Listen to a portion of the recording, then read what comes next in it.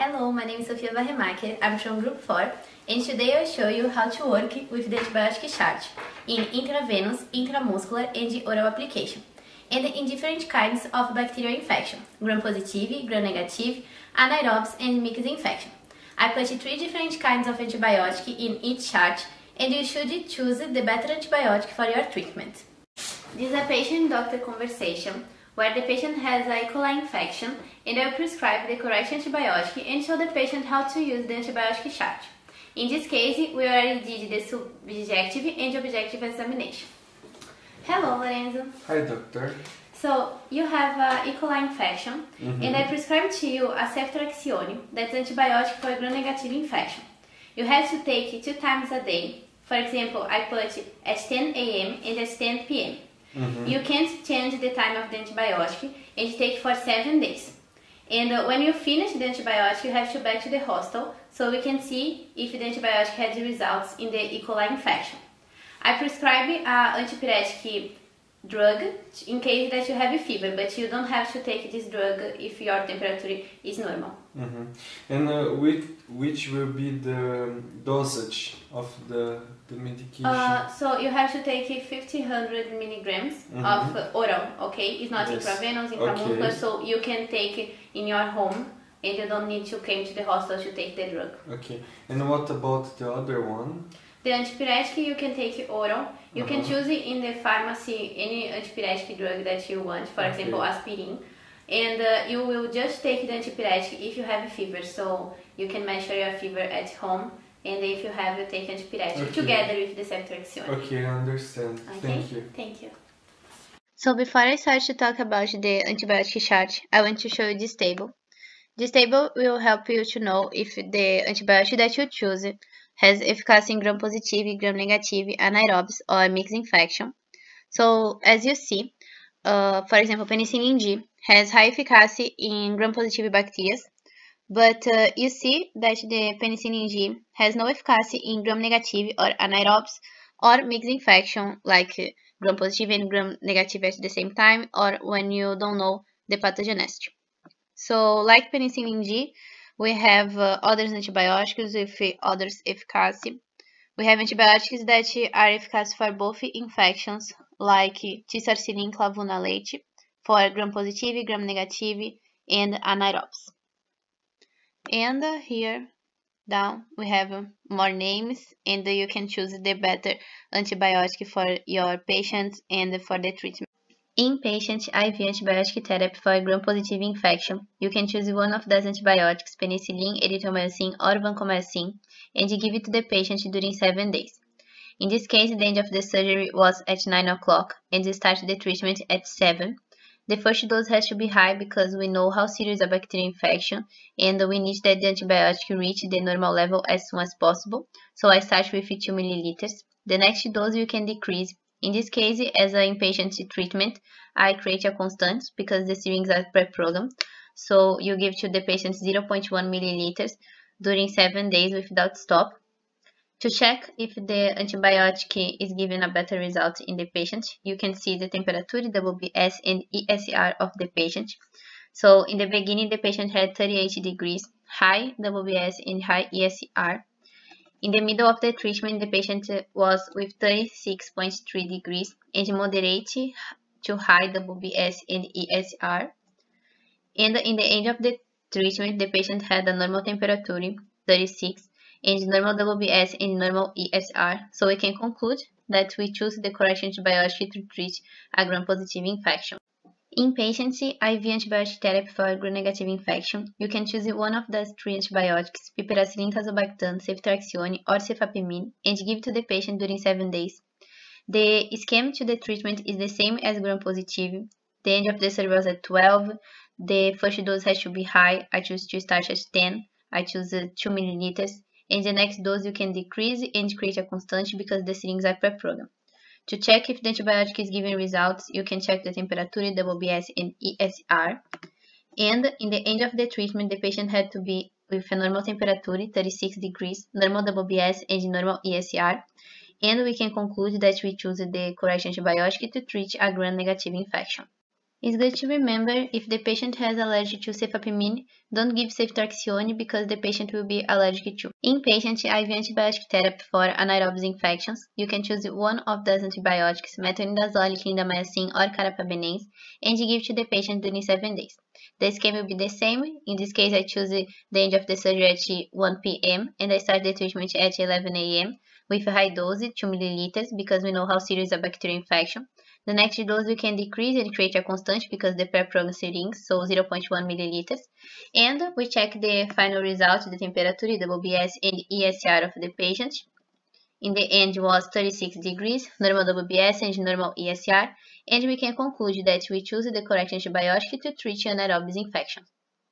In patient IV antibiotic therapy for mixed infection or nuclear pathogen, I choose ampicillin sulbactam, tisarcillin clavulonate, or moxifloxacin. You can treat the patient for 7 days. The scheme will be the same, so in this case the end of the surgery was at 8, the treatment starts at 6 with a high dose, and then we create a constant. To see if the patient is reacting in the treatment, you can solve the temperature, the WBS, and the ESR. And in this chart, we can note that in the end of the treatment, the patient had a normal temperature, 36, normal WBS, and normal ESR. We can conclude that we choose the correct antibiotic to treat a mixed infection or a not clear pathogen. Intramuscular antibiotic therapy in gram-positive infection. You can treat it in inpatient unit or outpatient unit, but in the case of outpatient unit, the patient had to come to the hospital to receive the injection. I choose the penicillin, benzathine, and cloxacillin antibiotic, and you give to the patient during 7 days. The doctor can talk with the patient and choose the better time for the application. In this case, I choose 250 milligrams at 9 or 250 milligrams at 10. Like in the intravenous, for C, if the antibiotic is giving a result, you can check the temperature, WBS, and ESR. And in the end of the treatment, the patient had a normal temperature, 36 degrees, normal WBS, and normal ESR. And we can conclude that we choose the correct antibiotic to treat a gram-positive infection in intramuscular injection. Intramuscular antibiotic therapy for gram-negative infection. You can treat inpatient or outpatient. In this case, I choose streptomycin and gentamicin for a 7 days treatment. The streptomycin you give 50-100 milligrams at 8, and gentamicin you give 160 milligrams at 10, just one dose injection. And you check the temperature, WBS, and ESR of the patient. In the end of the treatment, the patient had a normal temperature, normal WBS, and normal ESR. You can conclude that we choose the better antibiotic to treat a gram-negative infection. Intramuscular antibiotic therapy for anaerobic infections. I choose ceftriaxone or cefoxitin antibiotics and have to give to the patient during 7 days. The time I put 10 a.m., 250 milligrams. Or cefoxitin, you can choose 10 a.m. too and give 500 milligrams. To check if the antibiotic is giving a good effect in the patient, you check the temperature, WBS, and ESR. You can see in the end of the treatment, the patient had 36 degrees. That is a normal temperature, normal WBS, and normal ESR. And we can conclude that we choose the correct antibiotic for anaerobic infection. Intramuscular antibiotic therapy for mixed infection or non-detective pathogen. I choose ampicillin sulbactam or moxifloxacin and give to the patient during 7 days. Ampicillin sulbactam you can give 300 milligrams, and moxifloxacin you can give 200 milligrams, just one dose. The temperature, WBS, and ESR at the beginning of the treatment was high, and in the end of the treatment, the patient had a good result, 36 degrees, normal WBS, and normal ESR. And we can conclude that we choose the correct antibiotic to treat a mixed infection like a gram-positive, gram-negative, or anaerobic, or a non-identified pathogen. Oral antibiotic therapy for gram-positive infection. You can treat the patient in inpatient unit or in outpatient unit. In the case of outpatient unit, the patient don't need to come to the hospital to receive the antibiotic. I choose linezolid or ceftaroline antibiotic, and the duration of the treatment was 7 days. The first dose was at 8 a.m. and the next dose was at 8 p.m. during an interval of 12 hours. The quantity of the dose was 600 milligrams. And the ceftaroline you can put the same time and the same milligrams because you choose one of those antibiotics to treat the infection.